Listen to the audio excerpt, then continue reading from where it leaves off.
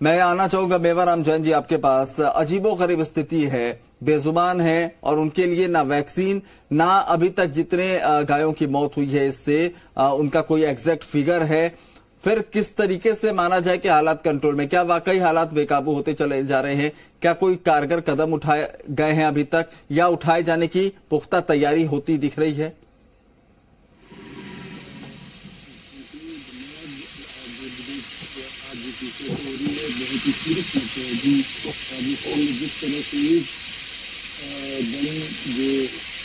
मेवाराम जी,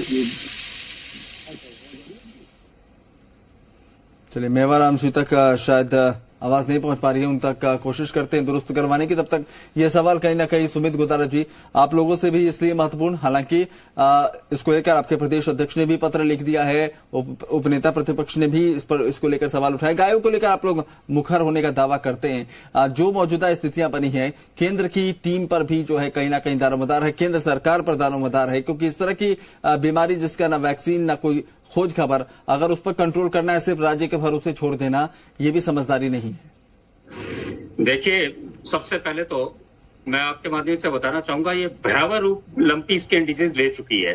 पश्चिम राजस्थान के बीकानेर जिले जहां से मैं आता हूं और मेरा विधानसभा क्षेत्र लूणकरनसर राठी गायों के लिए विश्व प्रसिद्ध है, और वहां पर हजारों गायों की अकाल मृत्यु इस लंपी स्किन डिजीज से हुई है।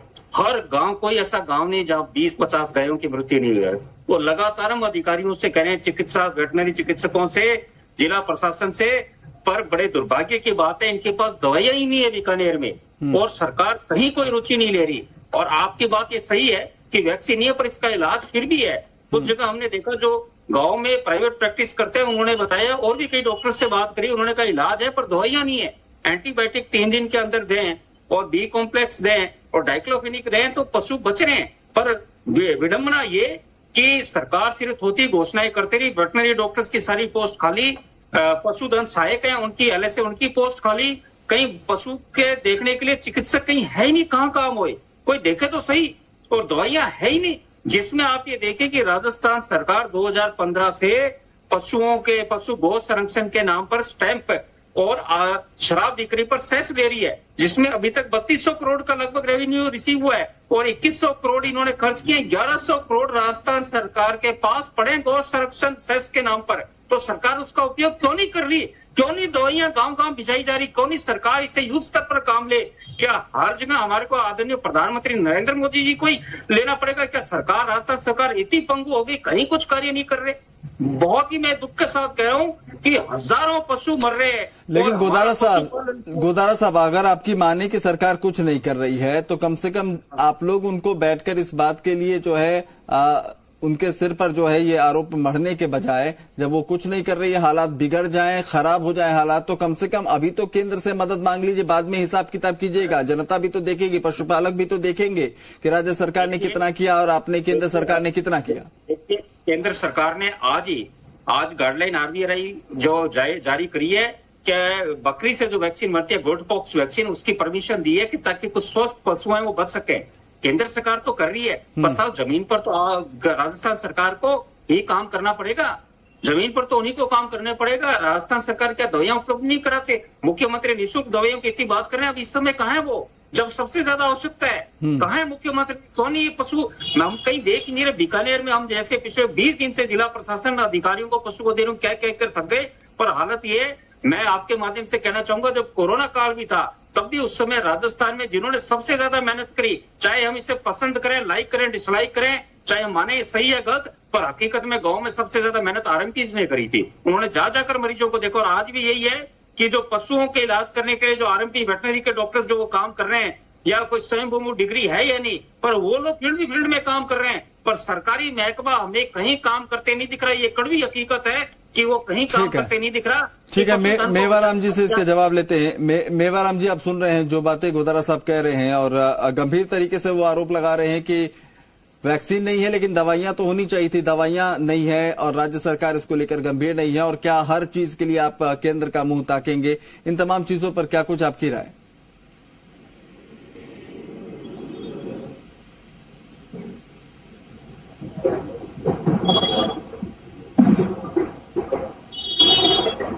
मेवाराम जी, आप सुन पा रहे हैं हमें?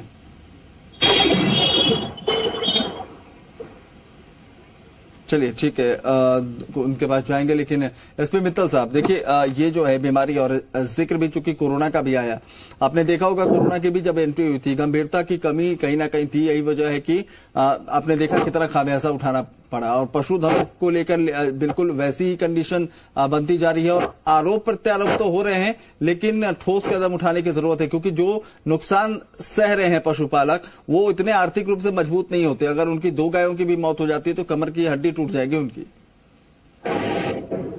ठीक है, मैं सबसे पहले तो जी न्यूज को इस बात का धन्यवाद देना चाहता हूं कि उन्होंने बेजुबान पशुओं की जो बहुत भयंकर समस्या है उसको क्या नाम से चैनल के माध्यम से उठाया है, तो सबसे पहले तो आप सबका आभार।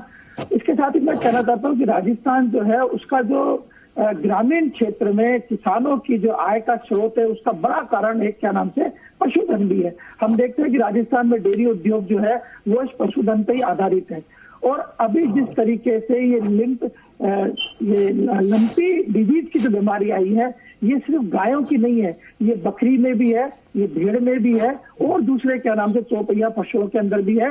तो इसको रोकथाम के लिए बहुत जरूरी है कि सरकार को कारगर कदम उठाने चाहिए, लेकिन ऐसा लगता है कि सरकार को जो कदम उठाने चाहिए थे वैसे कदम शायद सरकार ने अभी तक नहीं उठाया है। और बात आई वैक्सीन की, वैक्सीन जिस तरीके की बाजार में उपलब्ध है इसको बनाई जा सकती है, वैसे भी शायद क्या नाम से सरकार अपनी तरफ से इस बात का प्रयास नहीं कर रही है ताकि पशुओं को से रोका जाए।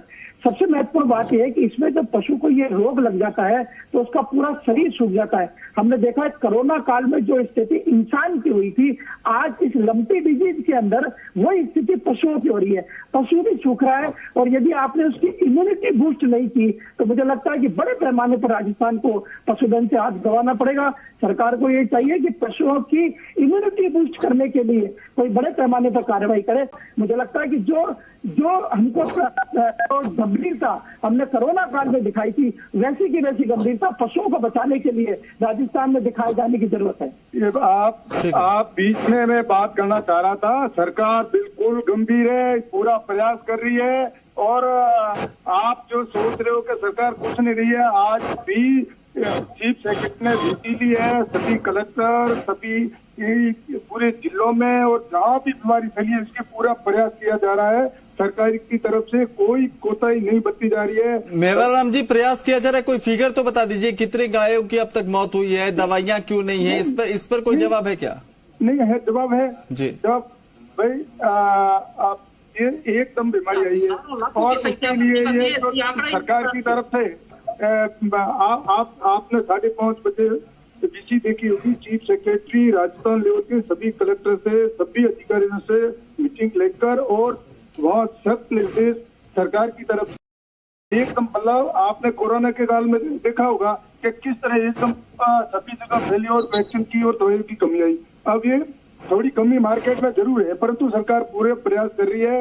इसके लिए न तो धन की कमी है न कोई सरकार की तरफ से कोई कंजूसी नहीं है, पूरी ताकत के साथ पशुधन कैसे बचे ये हम। लेकिन मेवाराम जी गुजरात में इसके लंपी वायरस को लेकर जो है कुछ कारगर कदम उठाए गए हैं जिसका जिक्र इस चर्चा में भी हो रहा है और अब बाहर में भी जो है अलग अलग जगहों पर इसकी चर्चाएं हैं। आप लोग उस मॉडल को क्यों नहीं अपनाना चाहते? इसलिए क्योंकि वो बीजेपी शासित राज्य इसलिए? नहीं, इसमें हमारी कोई राजनीति की बात नहीं है। मैं आपसे कहना चाहूंगा कि ये जो बीमारी है इसका देखिए बताओ कि न तो अभी तक गुजरात में है न राजस्थान में है न केंद्र सरकार ने भी इसमें कोई अभी तक रिसर्च हुआ है। आप पता कर लें कि ये जो गोट बॉक्स वैक्सीन जो दे रहे हैं कि अभी फिलहाल उसको हम दें ताकि उससे कुछ राहत मिले, कुछ हम इसके लिए अन्य टेबलेट वगैरह भी वो भी उपलब्ध करा रहे हैं, कुछ हम देसी जो जरूरत है कि भाई आप सिकड़ी का पानी है चाहे नीम की पत्तियों से है तो हम किस तरह से इन पशुधन को बताना। आपकी माने तो आप यही कहना चाह रहे हैं कि हालात बिगड़े नहीं है, पूरी तरह से सरकार के कंट्रोल में है? नहीं, कंट्रोल में, बिल्कुल कंट्रोल में है सरकार जहाँ भी। ठीक है, जवाब देंगे सुमित गोदारा जी इसका जवाब देंगे। गोदारा साहब, आप बिना बात की बातें कर रहे थे, वो मेवाराम जी कह रहे हैं सब कुछ कंट्रोल में है, सरकार ने बहुत बढ़िया व्यवस्थाएं कर दी हैं। पशुपालन जो कर रहा है उससे पूछो गांव में क्या हाल है। मैं आपको घटना बताता हूँ, शनिवार को ही मैं गांव में था और उस गांव में ये कहे जो पशु उठाने वाले मृत पशु उठाने वाले उन्होंने 500 रुपए कर दिए कि इतने मृत पशु गांव में हो रहे हैं कि उठाने वाले मना कर रहे हैं। और दूसरा आप गांव में कहीं भी निकलोगे आपको लंपी स्किन डिजीज से जो प्रभावित है वो अपने आप गाय दिख जाएगी, उसके ऊपर मक्खी भिनभिनाती आपको लग जाएगा कि इस गाय के साथ बीमारी है। लंप निकले, कहीं लंप निकले हुए, कहीं बिना लंप निकले। और दूसरा मैं आपके माध्यम से और कहूंगा कि सरकार कितनी लापरवाह है कि आज भी गांव में इसको ये नहीं पता कि ये क्या वायरल बीमारी है। लोग इसे अभी भी माता का नाम लेकर चल रहे हैं क्योंकि सरकार के द्वारा प्रशासन पहुंचा ही नहीं है गाँव में। मैं जिस क्षेत्र में लूणकरंद से चाहता हूँ सबसे ज्यादा गायों का, राठी गायों का, और हाल इतने बुरे भयावह स्थिति है। हजारों की संख्या में गायों गौवंश का निधन हुआ है तो कोरोना इस काल से लंपी स्किन। तो गोदारा साहब, जो दावे किए जा रहे हैं कि टीम बना दी गई है, दवाई की उपलब्धता की बात हो रही है, सब कुछ कागजों में है, आप यही कहना चाह रहे हैं? कागजों में नहीं है, बिल्कुल ये कागजों में नहीं है, टीमें वाकई में बन गई है, मौके पे जारी है।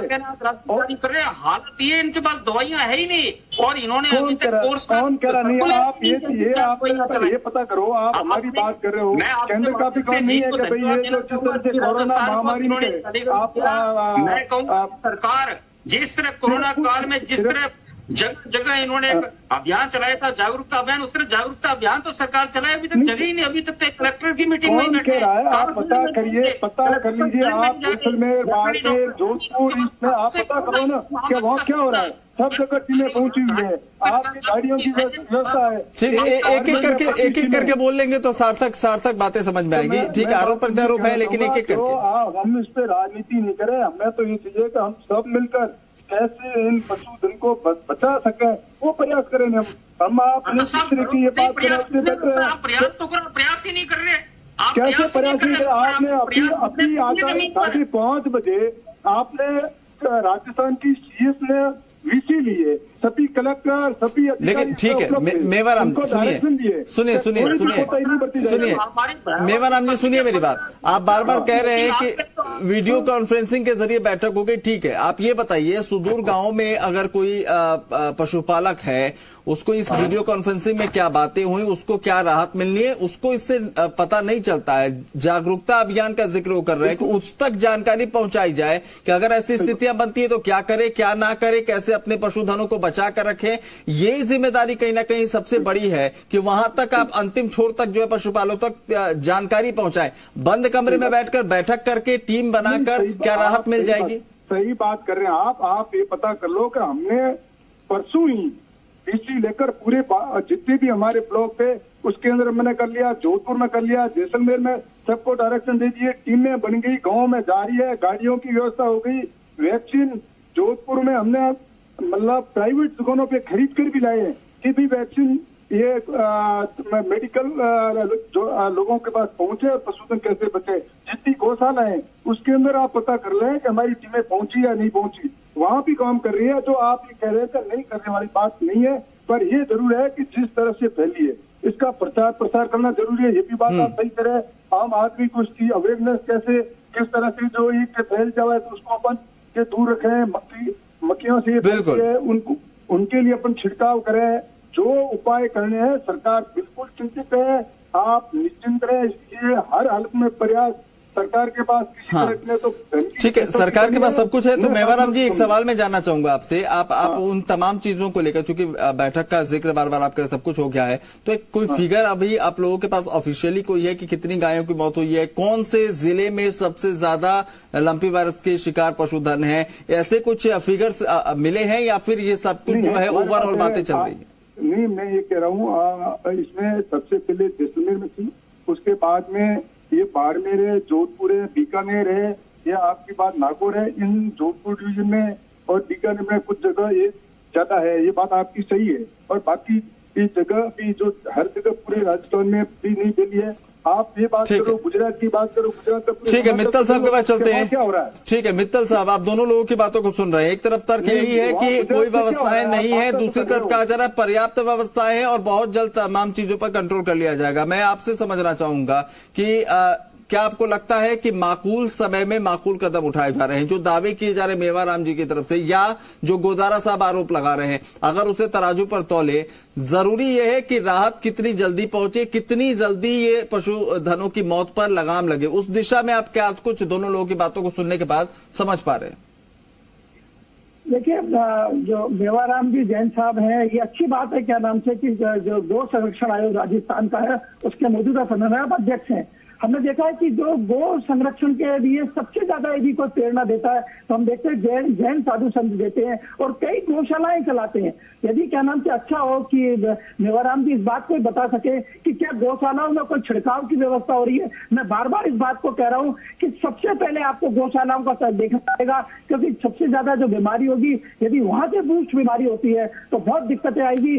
सरकार को जो मेवाराम जी कह रहे हैं इस बात की कि सरकार अपना काम कर रही है, लेकिन मुझे लगता नहीं है कि जमीनी हकीकत पे जो जमीन पर जो स्थिति है, जो गौशालाओं में छिड़काव होना चाहिए, जो पशुओं का माइग्रेशन फिलहाल रुकना चाहिए और जो क्या नाम से वैक्सीन लगनी चाहिए, यदि क्या नाम से नहीं हो पा रहा है तो मुझे लगता है कि आने वाले दिनों के अंदर राजस्थान के पशुधन के सामने बहुत बड़ा संकट होगा। ठीक है मेवाराम जी जवाब दे दीजिए, उसके बाद आखिरी फाइनल कमेंट सुमित गोदारा जी से लेंगे।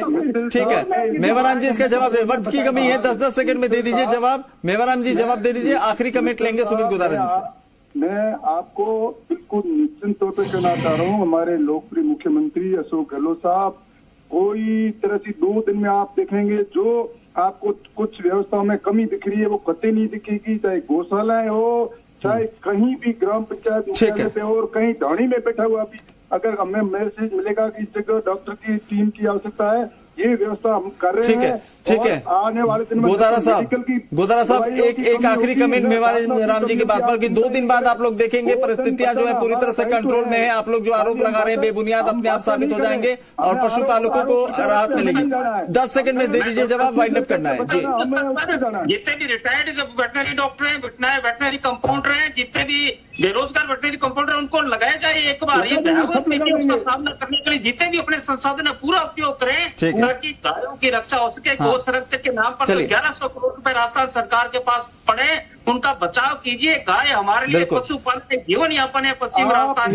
ये बात गोदारा साहब आपकी बात से इत्तेफाक रखते हुए मैं कहना चाहूंगा कम से कम इसमें सियासत मत कीजिएगा, पशुपालकों का मामला है और मैं चाहूंगा कि आप लोग भी आगे बढ़कर सरकार के कंधे से कंधे मिलाकर राहत का पहुंचाने का काम करें और केंद्र से मदद जल्दी पहुंचे, इसकी जिम्मेदारी गोदारा साहब आप लोगों की है। केंद्र से मदद पहुंचे इसका ख्याल रखिएगा। ठीक है चलिए बहुत बहुत शुक्रिया तमाम मेहमानों का इस चर्चा में शामिल होने के लिए। वक्त की कमी है इसलिए